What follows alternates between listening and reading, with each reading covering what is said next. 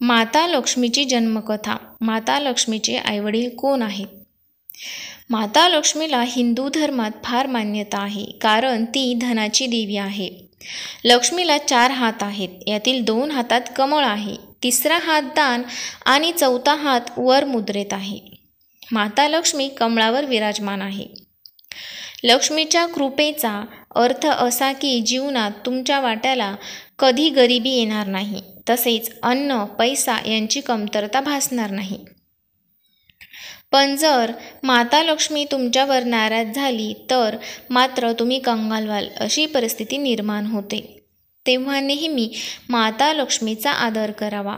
शुक्रवार हा लक्ष्मी मातेला समर्पित असून तिच्या जन्माबद्दल पुराणात अनेक कथा सांगितल्या जातात. समुद्र मंथनातून माता लक्ष्मीचा जन्म. एका पौराणिक कथेनुसार देवी लक्ष्मीची कथा ऋषी दुर्वासा आणि इंद्रदेव यांच्या भेटीपासून सुरू होते. एकदा दुर्वासा ऋषी मोठ्या आदराने इंद्राला फुलांचा हार अर्पण करतात. इंद्रदेव तो हार घेतात आणि विनम्रतेने आपल्या गळ्यात घालण्याऐवजी त्यांचे वाहन ऐरावत हत्ती याच्या गळ्यात घालतात. ऐरावत तो हार जमिनीवर टाकून देतो. दुर्वास ऋषी हे पाहून क्रोधित होतात आणि अहंकारी इंद्रदेवाला शाप देतात. मी दिलेला पवित्र हार तू जमिनीवर टाकून त्याचा सर्वनाश केलास, याप्रमाणे तुझ्या राज्याचा सर्वनाश होईल. दुर्वास ऋषींच्या शापामुळे स्वर्गलोक लक्ष्मीहीन झाला. स्वर्गलोकाचे ऐश्वर नष्ट झाल्याने दैत्यांनी त्याचा लाभ घेतला आणि स्वर्गावर आक्रमण केले.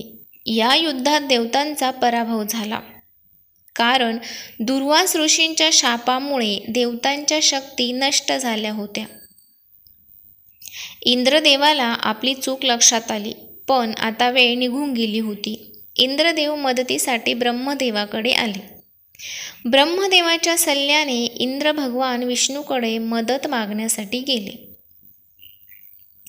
यावर भगवान विष्णूंनी देवतांना समुद्र मंथन करण्याचा सल्ला दिला. तसं पाहिलं तर देव आणि दानव कधीच एकत्र आले नाही, पण समुद्र मंथनासाठी दोघांमध्ये समेट झाली. समुद्र मंथनातून 14 रत्ने बाहेर आली.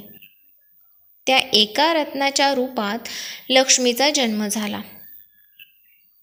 या विविध रत्नांचे देव आणि राक्षसांनी वाटप करून घेतले. भगवान विष्णूने लक्ष्मीला आपल्या अर्धांगिनीच्या रूपात स्वीकारले. तेव्हापासून लक्ष्मीला विष्णुपत्नी किंवा विष्णुवल्लभा असे म्हटले जाते. समुद्र मंथनापासून उत्पन्न झाल्यामुळे सिंधुसुता हेही एक नाव तिला देण्यात आले. यानंतर आपण दुसरी कथा बघणार आहोत, भृगु ऋषी आणि ख्याती यांची कन्या. एका कथेनुसार समुद्र मंथनातून लक्ष्मी मातेचा जन्म झाला असे सांगतात, तर दुसऱ्या कथेत विष्णुप्रिया लक्ष्मीचा उल्लेख आहे. विष्णुप्रिया हिचे आई वडील आहेत, ज्यांचा समुद्र मंथनाशी कोणताही संबंध नाही.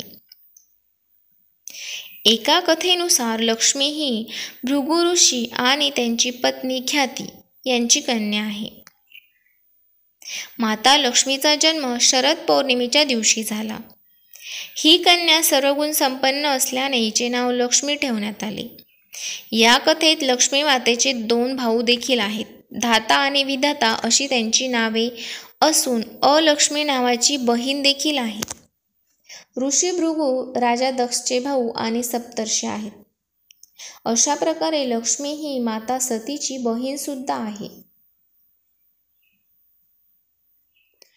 माता लक्ष्मीचा विवाह. असे सांगितले जाते की लक्ष्मीने भगवान विष्णूला पतीच्या रूपात प्राप्त करण्यासाठी समुद्रकिनारी तपस्या केली होती. हजारो वर्षांच्या तपस्येनंतर त्यांची परीक्षा घेण्यासाठी इंद्रदेव प्रकट झाले. इंद्रदेवाने विष्णूचे रूप घेतले.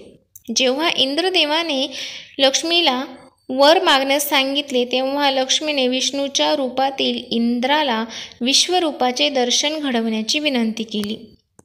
पण इंद्रदेव विश्वरूपाचे दर्शन घडवण्यात असमर्थ होते, त्यामुळे इंद्रदेव तेथून निघून गेले. त्यानंतर भगवान विष्णू स्वतः प्रकट झाले. विष्णूने लक्ष्मीला वर मागण्यासाठी सांगितले. लक्ष्मीच्या ह्या प्रार्थनेवर विष्णूने विश्वरूपाचे दर्शन घडवले आणि लक्ष्मीच्या इच्छेनुसार भगवान विष्णूने त्यांना पत्नी म्हणून स्वीकारले. यानंतर एका स्वयंवरात माता लक्ष्मी आणि भगवान विष्णू यांचा विवाह झाला. अशा प्रकारे माता लक्ष्मी या भगवान विष्णू यांच्या पत्नी बनल्या. माता लक्ष्मीचे अवतार. माता लक्ष्मीने लोकांच्या कल्याणासाठी प्रत्येक युगात वेगवेगळे अवतार घेतलेले आहेत.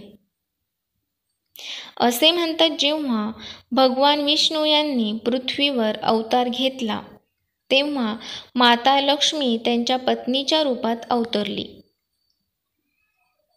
सतयुगात भगवान विष्णूने श्रीराम अवतार घेतला तेव्हा माता लक्ष्मी यांनी सीतेच्या रूपात अवतार घेतला. त्याच युगात माता लक्ष्मीने भगवान परशुराम यांची पत्नी धरणी या रूपाने जन्म झाला होता. द्वापार युगात माता लक्ष्मी राणी रुक्मिणी, कृष्णाची पत्नी आणि पद्मा म्हणून अवतरली होती.